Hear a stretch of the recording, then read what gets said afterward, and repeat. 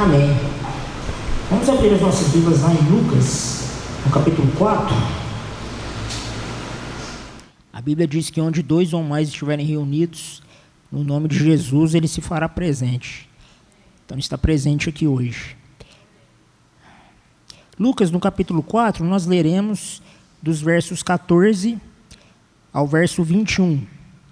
Diz assim: Então Jesus, no poder do Espírito, regressou para a Galiléia, e a sua fama correu por toda a circunvizinhança, e ensinava nas sinagogas, sendo glorificado por todos. Indo para Nazaré, onde fora criado, entrou num sábado na sinagoga, segundo o seu costume, e levantou-se para ler.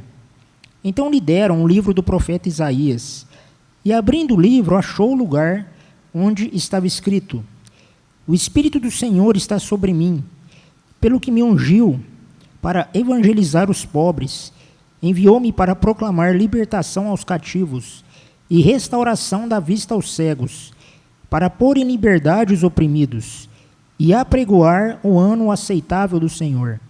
Tendo fechado o livro, devolveu ao assistente e sentou-se, e todos na sinagoga tinham os olhos fitos nele. Então passou Jesus a dizer-lhes: Hoje se cumpriu a escritura que acabais de ouvir. Amém. Pessoal, quantos aqui de vocês ouviram falar sobre o evento, sobre o mover que está acontecendo ali na Universidade de Asbury, nos Estados Unidos? O pessoal está bem inteirado, é isso mesmo, e, obviamente, que cria-se uma discussão sobre aquilo de fato é um mover de Deus ou não. Então, aproveitando isso que está acontecendo ali nos Estados Unidos, eu quero falar um pouco sobre as características do mover de Deus, sobre as características quando de fato o Espírito Santo de Deus se manifesta sobre a sua igreja. E não tem como a gente falar sobre o mover de Deus, sobre a manifestação do Espírito, sem falar sobre esse evento que ocorreu com o próprio Jesus. Porque aqui, esse texto, ele fala exatamente sobre quais os desdobramentos, quais as características de um verdadeiro mover de Deus.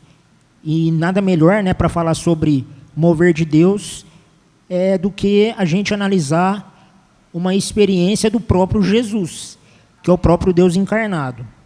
Então, para que a gente possa entender o texto, a gente precisa, primeiramente, pensar sobre algumas características do próprio texto. Então, lá no versículo 14, diz assim: Então Jesus, no poder do Espírito. E como eu sempre digo aqui, na Bíblia não existem meros detalhes. Então, essa característica de que Jesus foi no poder do Espírito é fundamental para que a gente possa entender toda a mensagem.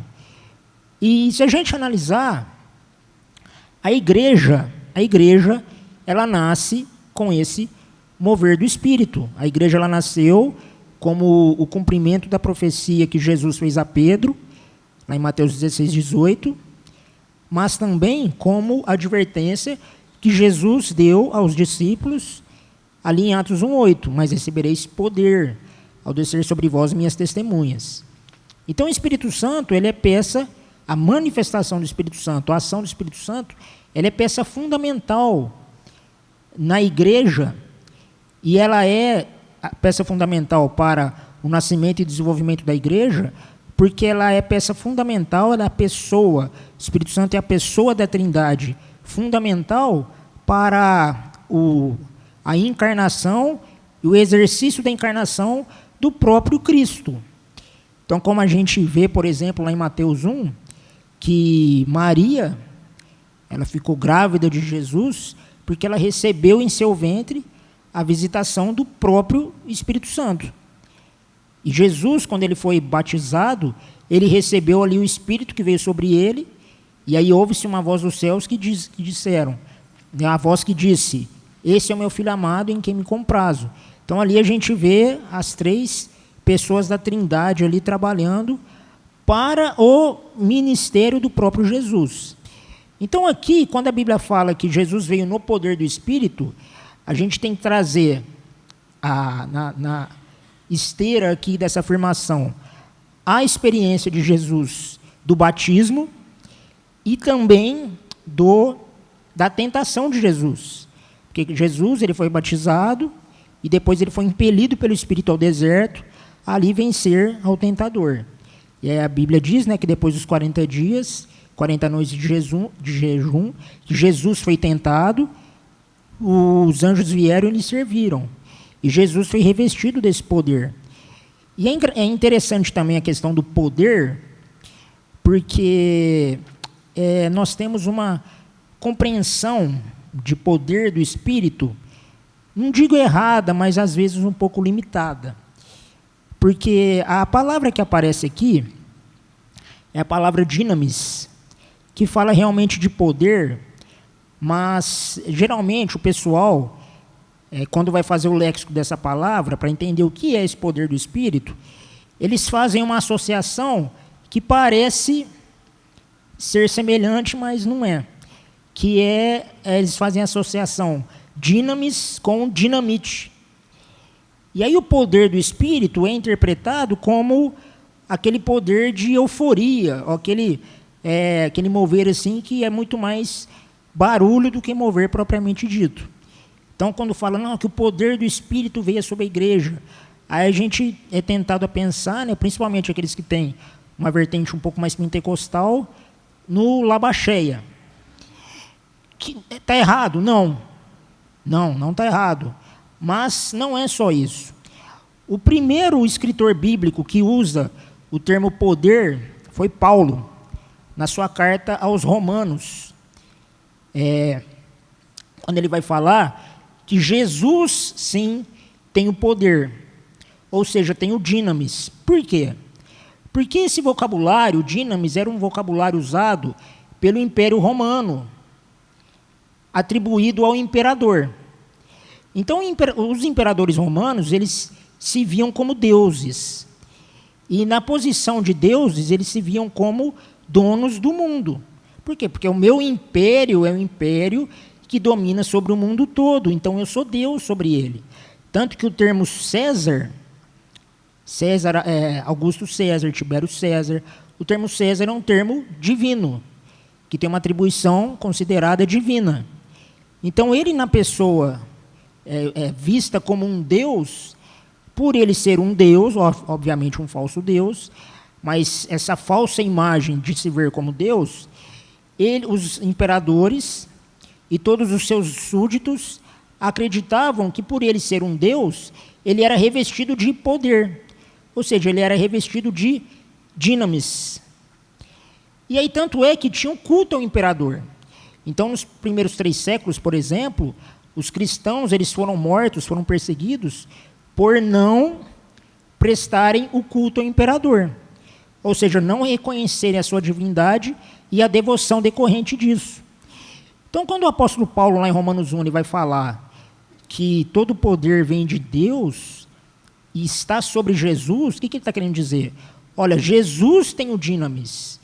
Então, o verdadeiro Deus, a verdadeira encarnação de Deus, não é o imperador, é o próprio Jesus. E aí ele vai usar 2 palavras. Ele vai usar poder, que é dinamis, ele vai usar autoridade, que é a palavra exousia.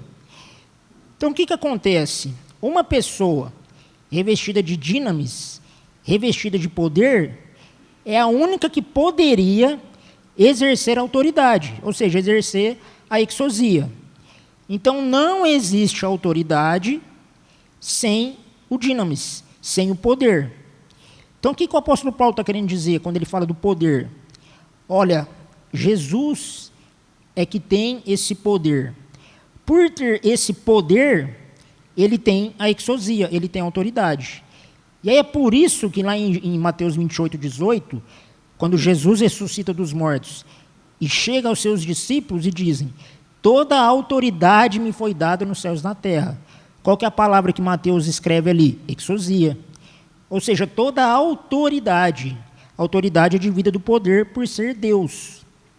Então, quando Lucas ele escreve aqui, então Jesus no poder do Espírito, lembrando que ele está escrevendo essa carta para os gregos. Então, eles queriam que os gregos tivessem consciência de que Jesus é que tem a dinamis, ou seja, ele é verdadeiramente Deus. Só que esse dinamis vem do Espírito.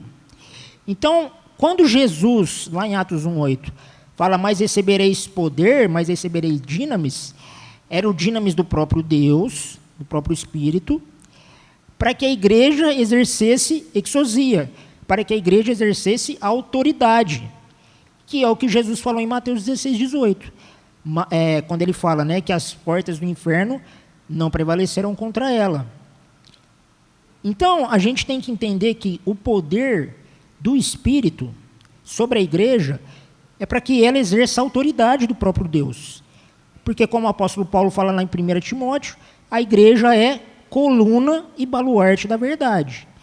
Então, aqui a gente entende que quando Deus visita, quando Deus vem com o teu Espírito com um é porque ele tem uma segunda intenção nisso. Ou seja, Deus, assim como no homem no Éden, ele manifesta, ele traz o poder, o dinamis do seu Espírito, para que a igreja exerça autoridade. Então, Jesus, ele estava revestido com esse poder. E aí a Bíblia fala lá no versículo 15, que revestido desse poder, ele o quê? Ensinava nas sinagogas. Então, a primeira característica que a gente vê aqui do mover, a segunda, né? A primeira é exercer a autoridade, exercer a exousia, a autoridade que o próprio Deus reveste, por isso é a maior de todas, é também ensinar nas sinagogas. Porque Jesus, cheio do Espírito, ele ensinava nas sinagogas. Então, o ministério do ensino, ele não tem como a gente desvincular o ministério de ensino da manifestação do Espírito e vice-versa. Então, o fato desse mover que está acontecendo ali em Asbury, nos Estados Unidos, ser numa universidade, não é mera coincidência. E aí, quando a gente vai estudar a história dessa universidade, eu até compartilhei com a Verônica compartilhou com algumas pessoas, principalmente os professores do seminário, né? Francis Asbury, que foi o fundador da universidade, ele era um metodista. E ele participou ali do avivamento do século XVIII, nos Estados Unidos, juntamente com Jonathan Edwards e mais alguns congregacionais. Então, quando o Espírito vem, isso vai redundar o quê? No ensino da palavra. No ensino, ou seja, a fim de que as pessoas conheçam o Evangelho. Então, esse texto aqui de Jesus, numa sinagoga, falando exatamente sobre as características de um mover do Espírito, mostra de maneira clara que não tem como dissociar mover do Espírito de ensino do Evangelho, de ensino da palavra. Então, o ensino da palavra não pode ser desvinculado do poder do Espírito, e o poder do Espírito também não pode ser desvinculado do ensino da palavra. Então, se existe um certo mover, e nós classificamos esse mover como mover de Deus, mas ele não redunda no ensino da palavra, segundo a Bíblia, é porque isso não veio de Deus. Quando a gente pega a igreja primitiva, por exemplo, depois do Pentecostes, logo depois do Pentecostes, o que a Bíblia descreve? Lá em Atos 2,42. E perseveravam unânimes na comunhão e na doutrina dos apóstolos. Então, não tem como dissociar essas duas coisas. Então, a partir dessa breve introdução, agora a gente vai ver por que Jesus quis falar sobre o fato de que ele era o cumprimento dessa palavra e o que essa palavra estava dizendo. Para isso, pessoal, vou falar aqui rapidamente de alguns elementos do culto judaico numa sinagoga. Porque Lucas, ele não era tão conhecedor assim, por ele ser grego. E as suas pesquisas não chegaram a esse ponto assim, de estudar quais a liturgia do culto judeu. Mas é importante para a gente entender por que Jesus falou o que ele falou. Qual era o tempo profético de Deus nesse momento. Então, no versículo 16 diz assim: indo para Nazaré, onde fora criado, entrou num sábado na sinagoga, segundo o seu costume, e levantou-se para ler. Então, lhe deram o livro do profeta Isaías, e abrindo o livro, achou o lugar onde estava escrito. Então, vou falar aqui rapidamente como que funcionava um culto numa sinagoga. Era o Shabat, né, era o sábado, era o dia sagrado. Então, as pessoas iam ali nas sinagogas, e como é que começava? Se começa com a oração das 18 bênçãos, e depois a oração do Shema Israel, de Deuteronômio 6, 4 e 5. Ok. Depois disso, depois dessas orações, canta-se um salmo, e depois de cantar esse salmo, que é o salmo do dia, é tudo esquematizadinho, se tem 2 momentos do ensino da palavra, que é o Parashá e o Haftará. O que é o Parashá? O Parashá é a porção diária. Então, num culto numa sinagoga, se faz, primeiramente, a leitura de um trecho da Torá, ou seja, dos 5 primeiros livros da lei. Faz-se um trecho também do dia, porque é tudo marcadinho. E aí o chefe da sinagoga faz a leitura da Parashá e vai interpretar. Ou seja, vai interpretar o texto, vai trazer a aplicação daquilo para a vida do judeu. Ok. Mas depois do Parashá, você tem o Haftará. O que é o Haftará? É a leitura de uma porção do livro dos profetas. Porque um judeu ortodoxo, ele vai dividir a Bíblia hebraica, que é a Tanakh, ele vai dividir em duas divisões básicas, a lei e os profetas. Por isso que Jesus, por exemplo, quando ele resume os 613 mandamentos a apenas 2, quando ele fala, amará o Senhor seu Deus de todo o seu coração, de toda a sua alma, com todo o seu intelecto, com todas as suas forças, e o próximo como a ti mesmo, ele vai falar disso, resume o quê? A lei e os profetas. É isso. Então, por essa divisão em a lei e os profetas, primeiro você tinha a interpretação de um trecho da lei, que é o Parashá, e depois você tinha uma interpretação por uma outra pessoa falando sobre o Haftará, que é a porção dos profetas. E, geralmente, essas duas interpretações coincidiam. Uma mensagem complementava a outra. Então, se fazia do Parashá, que é dos 5 livros da lei, e depois quem fosse fazer do Haftará ia complementar aquele texto. Então, Jesus aqui, ele fez a leitura o quê? Do Haftará, ou seja, a leitura dos profetas. Ele fez o Haftará Yeshaiá, ou seja, o Haftará de Isaías. Então, quando a Bíblia diz aqui, né, indo para Nazaré, onde fora criado, segundo o seu costume, levantou-se para ler.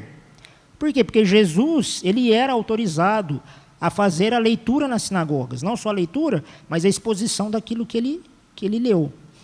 Então, Jesus, ele fez a Haftará do dia.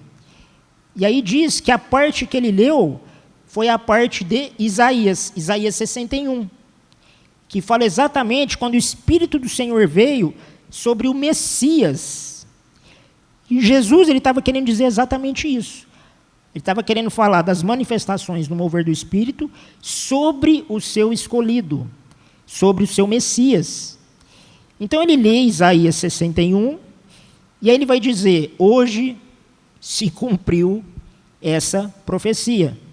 Ou seja, eu sou o Messias, e eu sou a manifestação daquela pessoa escolhida por Deus, a qual o Espírito Santo repousa sobre ela. Então, é possível ver na vida de Jesus as características de uma pessoa que tem sobre ela o mover e a unção do Espírito, cumprindo a profecia de Isaías. Então, são essas características de um verdadeiro mover. Então, lá no versículo 18, a gente vê, né? O Espírito do Senhor está sobre mim, pelo que me ungiu para evangelizar os pobres. Então, além da autoridade do ensino, qual outra característica que a gente vê sobre uma igreja, e uma igreja cheia do Espírito, composta por pessoas cheias do Espírito, o que isso redunda? Redunda na evangelização dos pobres. Isso é tão forte que Jesus, quando ele foi pregar o Sermão da Montanha, lá em Mateus 5,3, o que diz lá? Bem-aventurado os pobres os pobres de espírito. Bem-aventurados os pobres de espírito. Então, Jesus ele estava querendo dizer exatamente que os pobres de espírito é que alcançarão a misericórdia. Mas o que é esses pobres de espírito? A palavra pobre ali é a palavra ptocoí. Ptocoí fala da pobreza material mesmo, a pobreza financeira. Na verdade, ela pode ser aplicada para outros significados, mas o significado base mesmo é a pobreza física mesmo, é a pobreza financeira, econômica, é essa mesmo.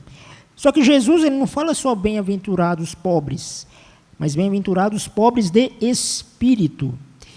E o que isso significa, pessoal? Que uma igreja que tem o mover do Espírito sobre ela, ela também vai agir na área social da igreja, mas não só isso.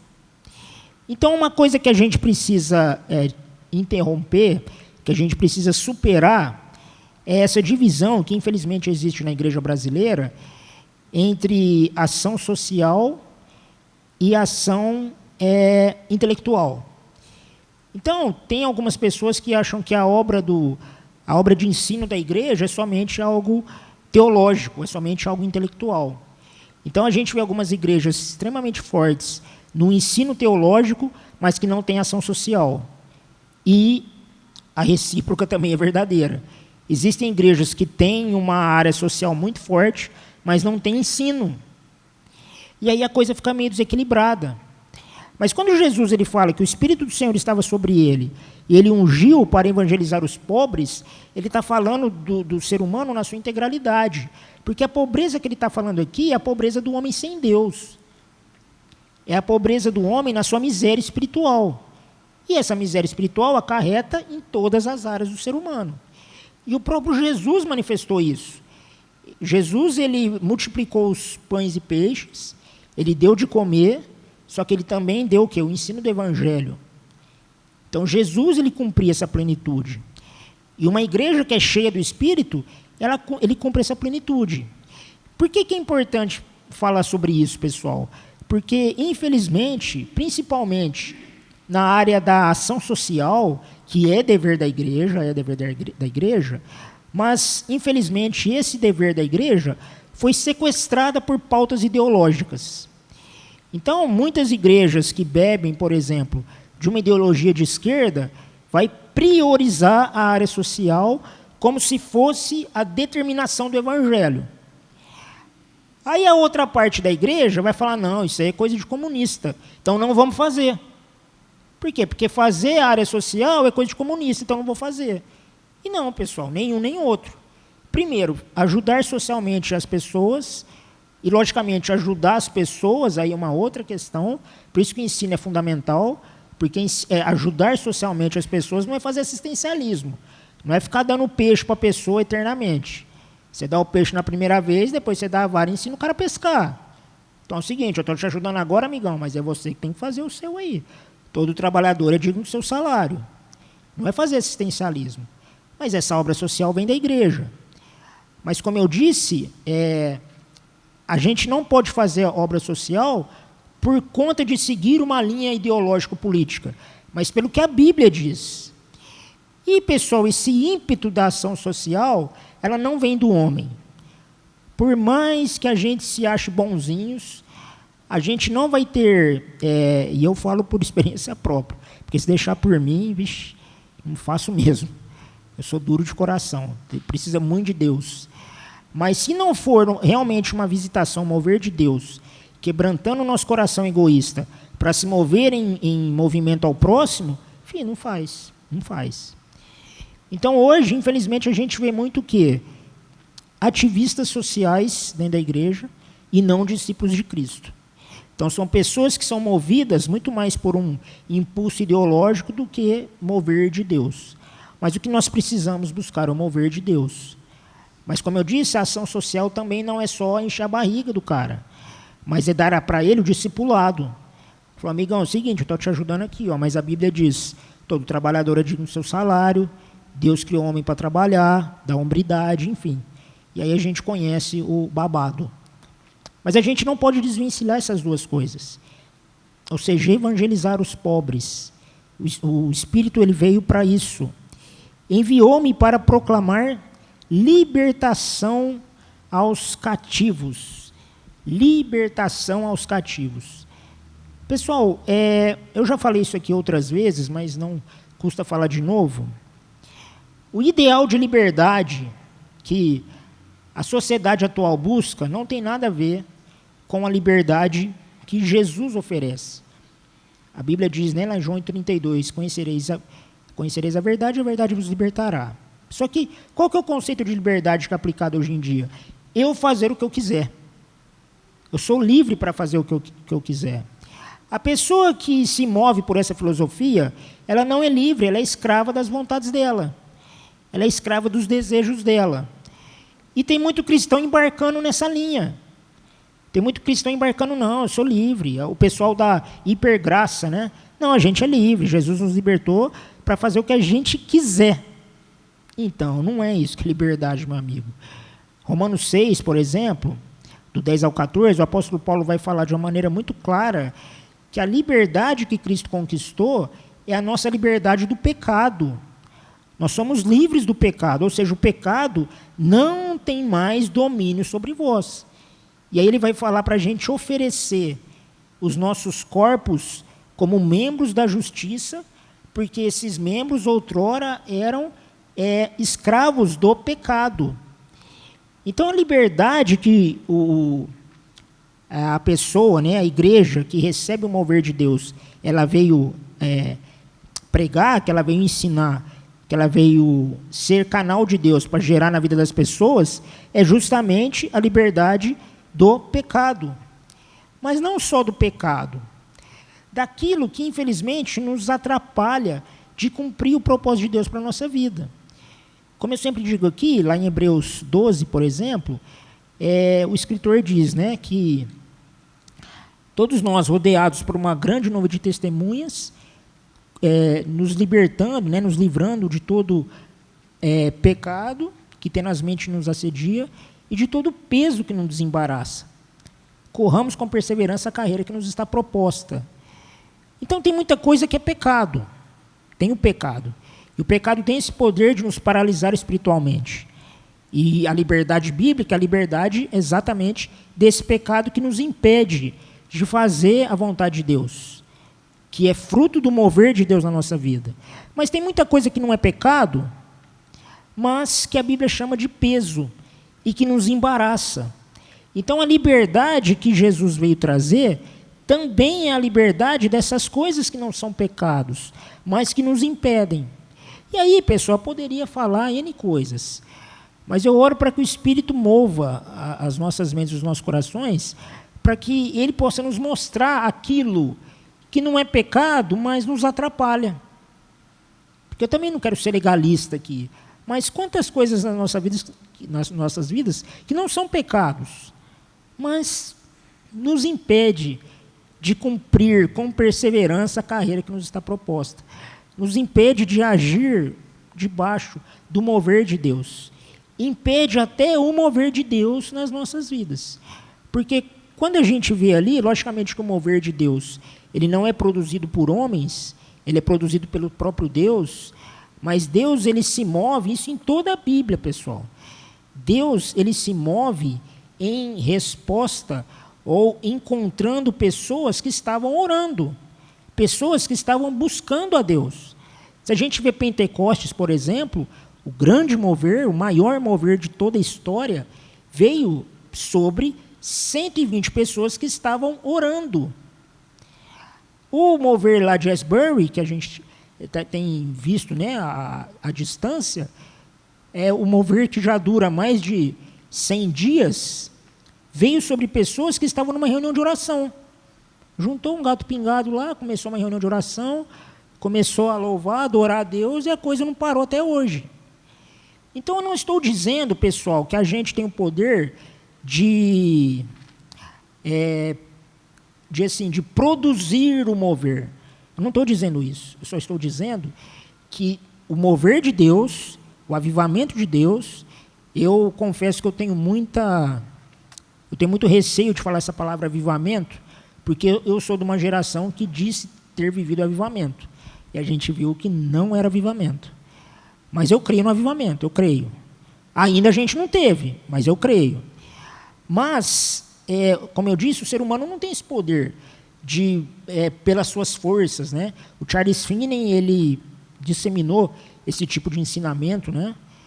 Que é um tanto quanto equivocado, embora Charles Finney tenha um legado aí muito brilhante, mas nisso, essa questão assim de que o avivamento é produzido pela oração e pela intensidade de busca a Deus. Não é, pessoal, porque a soberania é de Deus, o mover vem de Deus, mas em toda a história da Bíblia, eu estou falando de coisas que estão registradas na história. O mover de Deus, o avivamento de Deus vem sobre pessoas que estão buscando de maneira intensa. Então, a oração, ela não, a ação humana, ela não tem esse poder de produzir o mover de Deus. Mas Deus, ele age sobre pessoas que estão orando. Isso é fato. E aí, se a gente analisar, eu faço essa... Eu estou dizendo isso aqui, pessoal, como eu sempre digo, porque os ouvidos mais próximos dos meus lábios são os meus. Então, eu estou falando isso aqui, mas eu já estou fazendo balanço na minha vida há muito tempo. Eu converso muito com a minha esposa sobre isso, sobre o tempo de oração que a gente tem. E se a gente deixar, pessoal, a própria correria do dia a dia, os afazeres, né, os afazeres domésticos, os afazeres de trabalho, tudo isso toma o nosso tempo. E aí, o que eu resolvi fazer? Eu até conversei com o bispo Éder, mas, olha, está difícil, viu? Eu falei, olha, no meu dia a dia é meio complicado. Você, assim, ter um tempo de qualidade com Deus, ter um tempo de oração, de devocional da palavra. Porque é aquela coisa, quando você está no trabalho, você está em casa com o filho, briga, aquela coisa toda. Enfim, aí quando chega a noite, você já está cansado. E aí esse negócio de dar o resto para Deus não cola, não vira. E aí o que eu fiz? Falei, não, como eu acordo todos os dias às 6 da manhã para ir trabalhar, falei, não, eu vou acordar 20 minutinhos antes para poder fazer esse devocional. Irmãos, que coisa difícil. Às vezes você vai começar a orar assim, aí você pega no sono, e aí você já começa a orar o que você está sonhando, aí você acorda falando umas orações que não tem nada a ver, e, nossa, é uma luta. Mas se não for assim, irmão, não vai. Porque se a gente se conformar às nossas correrias, à nossa agenda diária, a gente não separa tempo. Às vezes separa tempo é quem tem tempinho mal menos, né? Sabe quem tem tempinho mal menos? Deixa eu ler aqui, né? Porque, nossa... Eu estava até conversando ontem com meu filho. Eu li uma passagem bíblica para ele e falou, você percebe, filho, que a gente precisa ler a Bíblia? Não é porque o papai manda para você ler. Você precisa ler com a consciência de que você está cultuando a Jesus. Você está conhecendo a pessoa de Jesus, você está conhecendo a vontade dele. E eu falando aquilo para ele e a carapuça servindo para mim, né? Então, né, Mateus, você está ensinando seu filho, mas e você? Porque, é lógico, né, eu tenho sim o meu devocional, mas em muitos dias ele não sai com a qualidade que deveria. Então, nós precisamos primeiramente desejar o mover de Deus, mas sim não fazer a nossa parte no sentido de mover o braço de Deus, mas é no sentido de ser encontrado por Deus, orando, ser encontrado por Deus, servindo a Deus, a fim de que o mover venha. Mas, para isso, nós precisamos ser libertos de todo o peso que nos embaraça. Às vezes pode ser aquele seriado. Nada contra, pessoal, ver seriado, nada contra. Mas será que esse seriado não tem atrapalhado você por um tempo de qualidade? Não estou aqui falando, pessoal, entenda, por favor. Não estou dizendo que é errado, não estou dizendo, não, então você não deve assistir mais seriado, porque o tempo que você fica vendo seriado, você poderia orar. Não é isso, pessoal. A questão é qual é a prioridade. Porque eu lembro eu e a Patrícia, a gente às vezes via alguns seriados que eu falava, Patrícia, isso aqui está prendendo a gente. Por quê? Porque você começa a ver no um, aí você quer ver o desdobramento, quer ver o outro. Aí você vê o outro. Aí você, não, agora eu quero ver o outro. Ixi. E aí começa a ver o outro. Quando você viu 3, 4, foi 2, 3 horas ali. E aí você está arrebentado, acorda no outro dia cansado, aí você já não consegue orar, aí já azeda toda a fita. A questão é que a gente precisa de sabedoria de Deus até para organizar melhor o nosso tempo, a fim de que a gente possa cultuar a Deus como Ele é digno, e também sermos libertos dessas coisas. Porque eu e a Patrícia, a gente cortou assim no zero, total. Por quê? Porque a gente percebeu que aquilo estava escravizando a nossa vida. Por quê? Porque a gente queria ver um, aí ver o outro, aí termina. Ah, não, mas tem outra temporada, vixe, agora. E aí, irmãos, isso vai enredando a gente, e quando a gente vê, a gente já está nesse embaraço. Então a gente gasta muito mais tempo vendo seriados do que buscando a Deus de verdade. Ou seja, a libertação dos cativos também consiste nesse sentido. Mas além disso, a Bíblia diz que veio que a pessoa, né, o escolhido, o ungido ali de Deus, que Jesus estava falando que era Ele mesmo, mas não só no âmbito individual, mas também no âmbito coletivo, porque igreja, uma igreja cheia do Espírito, uma igreja que age no mover de Deus, é uma igreja composta por pessoas cheias do mover de Deus. Óbvio. Então, sobre essa igreja, além dessas características que eu citei, o Espírito do Senhor vem sobre nós para restaurar, para dar vista aos cegos. E na Bíblia, pessoal, quando a gente fala de vista aos cegos, na verdade, fala sobre entendimento. A Bíblia faz essa analogia muito tênue sobre cegueira como falta de entendimento. No Salmo 119, 105, por exemplo, a Bíblia diz: lâmpada para os meus pés e luz para os meus caminhos é a sua palavra. O que ele está falando aí? Sobre a luz do entendimento. Nessa esteira, por exemplo, o apóstolo Paulo, lá em 2 Coríntios 4,4, vai falar que o Deus deste século cegou o entendimento. Olha como que é próxima a coisa. Cegou o entendimento dos incrédulos, a fim de não lhes resplandecer a luz do Evangelho, que é a glória de Cristo. Então isso fala o quê? De falta de entendimento da palavra. E aí, se você percebe, pessoal, é tudo uma coisa sequencial. Então a pessoa tem uma ideia errada de liberdade, aí ele vai fazer o que ela quer, esse fazer o que ela quer vai enredar dela no pecado ou no peso, e isso vai fazer com que ela não tenha comunhão com Deus. Não tendo comunhão com Deus, obviamente que ela não vai ter entendimento da palavra. Óbvio. Porque o entendimento é, logicamente, que tem a participação intelectual da pessoa, porque o próprio Deus deu a capacidade de nós raciocinarmos. Deus deu para nós os dons intelectuais, deu para nós a inteligência, a cognição, mas o próprio Jesus, ele diz que a mensagem, a plenitude da mensagem do seu evangelho, o próprio Deus ocultou dos sábios e dos instruídos, mas deu aos pequeninos. Mateus 25 ele vai falar isso. Quando ele faz essa oração: graças te dou, ó Pai, porque não revelaste aos sábios e instruídos, mas sim aos pequeninos. O que ele está dizendo? Que não é intelectualidade, ou o que é considerado intelectualidade humana, carnal, corrupta, como Tiago 3 vai dizer, é que vai dar o entendimento da palavra. Nós lemos a Bíblia, mas o entendimento da palavra também é obra do Espírito. É o Espírito Santo que nos ajuda, é o Espírito Santo que nos faz lembrar todas as coisas que Jesus ensinou. João 16, 8. João 14, 27, ele vai falar isso, né, que o Espírito Santo ele é aquele que nos consola, mas é aquele que nos ajuda e nos faz lembrar de todas as coisas que Jesus nos ensinou. Então, quando a gente lê a Bíblia e entende a palavra, existe um elemento espiritual ali, existe a ação do Espírito Santo. E essa ação do Espírito Santo é o quê? Tirando dos nossos olhos espirituais a venda que nos impede de entender a palavra. E se a gente for analisar hoje, pessoal, com o advento da internet, das redes sociais, logicamente que isso ajuda a disseminar muito conhecimento. Então tem muita coisa boa na internet, graças a Deus. Tem muitas pessoas que estão ali ensinando o verdadeiro evangelho, glória a Deus por isso. Só que, convenhamos, tem a outra parte também. O que tem de gente falando asneira é uma lástima, infelizmente.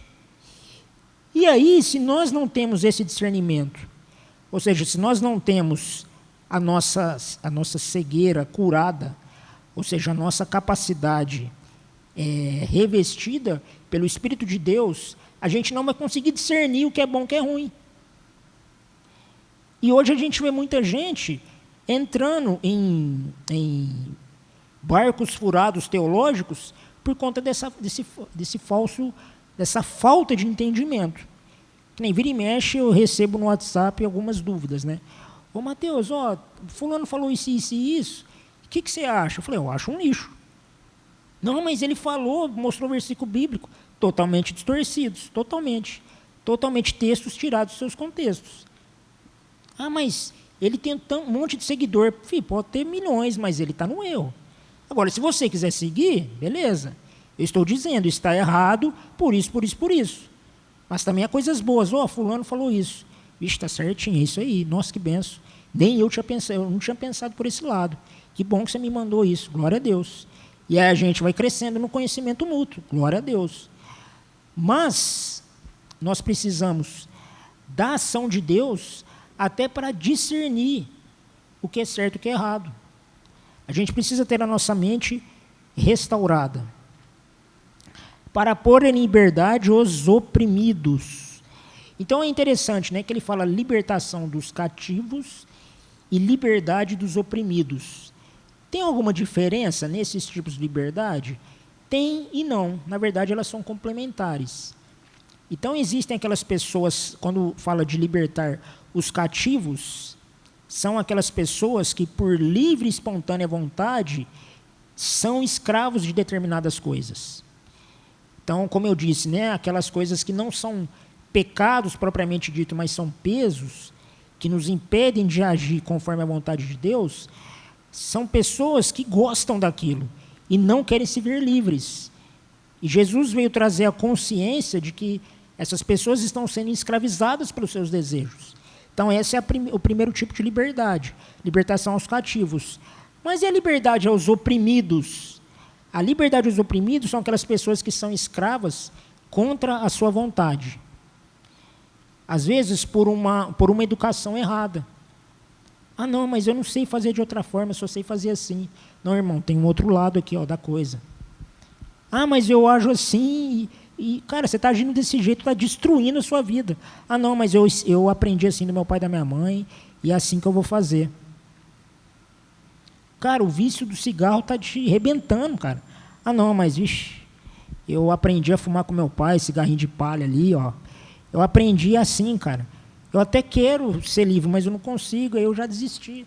Por quê? Porque meu pai fumava também, então para mim... Cara, mas tá acabando com o seu pulmão aí. Ah, cara, mas fazer o quê, né? E aí sim a gente tem que trazer o quê? O renovo de mente. Então há muitas pessoas que são escravas, mas não desejam estar naquela escravidão, mas não têm por elas mesmas capacidade e força para poder sair dessa opressão. E, logicamente, nós podemos colocar os viciados. Logicamente que tem viciado que realmente quer ficar na gandaia, mas tem aqueles que não conseguem sair. Enfim, a gente pode colocar N pessoas, mas é só para a gente diferenciar a libertação aos cativos e liberdade aos oprimidos. Então, liberdade aos oprimidos são aquelas pessoas que querem, mas não conseguem. Ou seja, são escravas de determinadas situações contra a sua vontade. E aí, pessoal, no versículo 20, existe uma afirmação que parece que não tem muito a ver, mas tem tudo a ver. No versículo 20, por exemplo, diz assim: tendo fechado o livro. Aí parece, não, mas é lógico, aí Jesus leu lá, Jesus leu a porção das Escrituras, aí ele fechou o livro. Mas o que Jesus estava querendo dizer quando ele fecha o livro e Lucas registra isso? Porque aí, o que diz lá depois? Devolveu ao assistente e sentou-se, e todos na sinagoga tinham os olhos fitos nele. O que Jesus estava querendo dizer? Ele fechou o livro porque ele disse, agora não é mais o livro, agora eu sou o livro. Agora, vocês não vão ficar mais lendo o livro aqui, Vocês vão ver que a minha vida é a personificação disso que eu acabei de ler.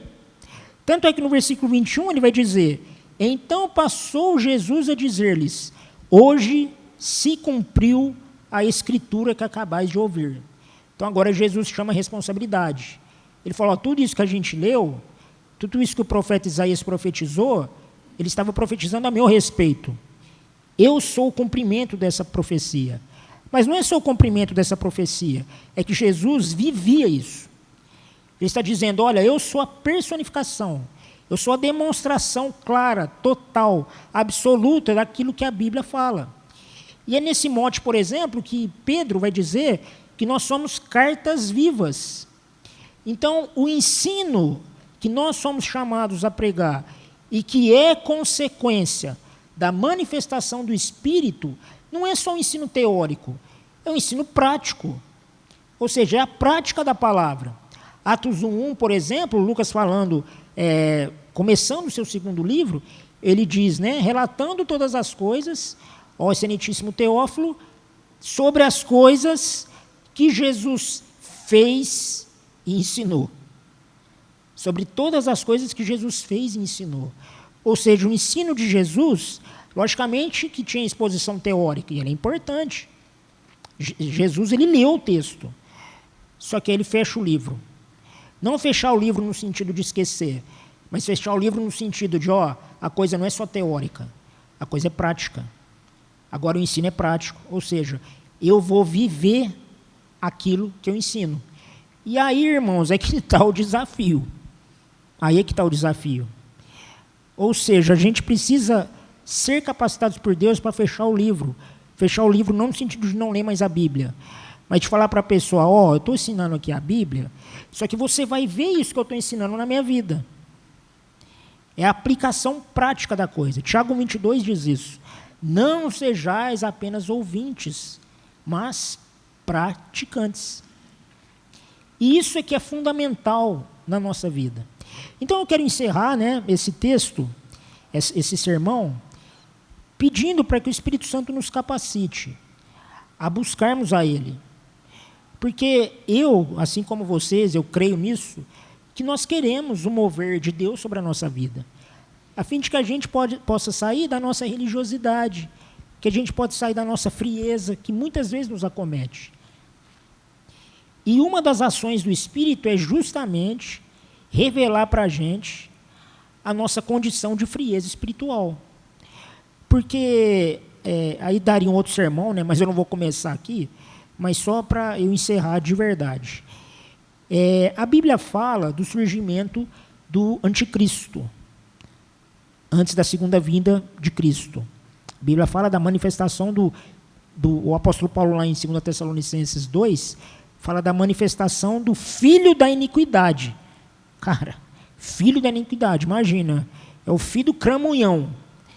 Mas ele vai falar que o filho do cramunhão, ele vai se manifestar como consequência de uma apostasia. Então virá uma apostasia sobre a igreja. E aí a gente tem que ter muito temor de Deus para que nós não sejamos acometidos por essa apostasia. Porque essa apostasia ela não vem de uma hora para outra. Ela vem como um processo surdino. Ela vem como aquela coisa assim, A gente vai amando coisas do mundo que não são pecado, mas vai nos enredando. Esse enredamento vai nos afastando da presença de Deus. Esse afastar da presença de Deus já não gera mais aquele desejo pelas coisas de Deus. E as coisas de Deus vão se tornando fardo. E aí, quando vê, a gente já está nessa morosidade. A gente já está nessa apostasia espiritual, sem saber. Então, às vezes, a gente pensa que está vivendo o verdadeiro cristianismo, porque vem na igreja, entra numa redoma de religiosidade, mas, sem perceber, já está cometido pela apostasia. Então, nós precisamos do mover de Deus, a fim de que o Espírito nos convença do pecado, da justiça e do juízo, nos convencendo de que sim, nós estamos nessa apostasia. Ainda que a gente venha na igreja, ainda que a gente leia a Bíblia, mas o quê? Feita de uma maneira mecânica, que não gera vida. Porque Jesus ele diz, as minhas palavras são espírito e vida. Então o verdadeiro devocional Eu faço devocional na segunda, na terça, eu quero fazer de novo. E de novo, e de novo. Aquilo vai gerando um ímpeto. Agora, quando a gente vai fazendo aquela coisa meio arrastada, a gente já tem que ficar preocupado se a gente não está cometido pela apostasia. E eu confesso, irmãos, que muitas vezes eu me vejo arrastando. Eu falo, Deus, não quero. Eu preciso de um mover de Deus, de um fogo de Deus, para me tirar desse arrastamento. Porque o fardo de Jesus é leve, ele é suave. Quão bom e agradável que os irmãos vivem em comunhão. Ou seja, o mover de Deus, ele gera, logicamente que tem a nossa carnalidade, como Paulo fala, ela milita contra as coisas do Espírito, mas o mover de Deus vem exatamente para ser maior do que essa militância da carne contra o Espírito. Minha carne não quer orar, mas eu tenho a consciência de que eu preciso orar. E à medida que eu oro, isso vai renovando o meu espírito, e eu vou desejando orar mais.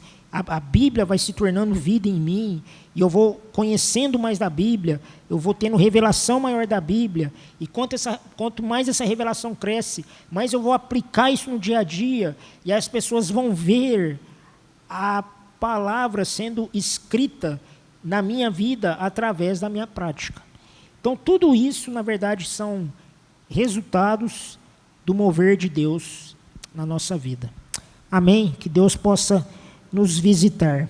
Amém, irmãos? Vamos ficar de pé. Queria fazer uma oração, mas eu acho que o começo da nossa jornada aí com Deus é justamente a gente desejar esse mover. Eu tenho olhado, visto algumas coisas sobre o avivamento, o mover de Deus ali nos Estados Unidos, e eu olhei aquilo e falei, cara, eu gostaria de participar de um mover desse. E eu vejo muita gente indo para os Estados Unidos, mas aí eu penso, o mesmo Deus que agiu lá, ele pode agir aqui. A questão é se Deus tem encontrado corações sedentos aqui, como ele encontrou lá. Porque ele encontrou esses corações lá. Por isso que ele tem agido lá. E, logicamente, vamos ver, os frutos desse mover. Mas, se Deus agiu lá, ele também pode agir aqui. Basta a gente desejar isso, com todas as nossas forças. Amém?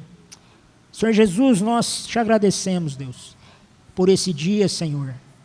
Senhor amado, pedimos perdão, Deus, por muitas vezes termos as coisas do Senhor como um fardo pesado, Senhor.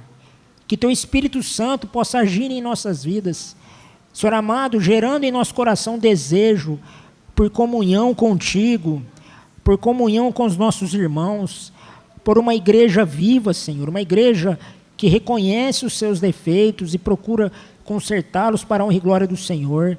O Senhor revela tudo aquilo que há de errado nas nossas vidas, tanto no âmbito individual como no âmbito coletivo. Senhor amado, nós ansiamos, Deus.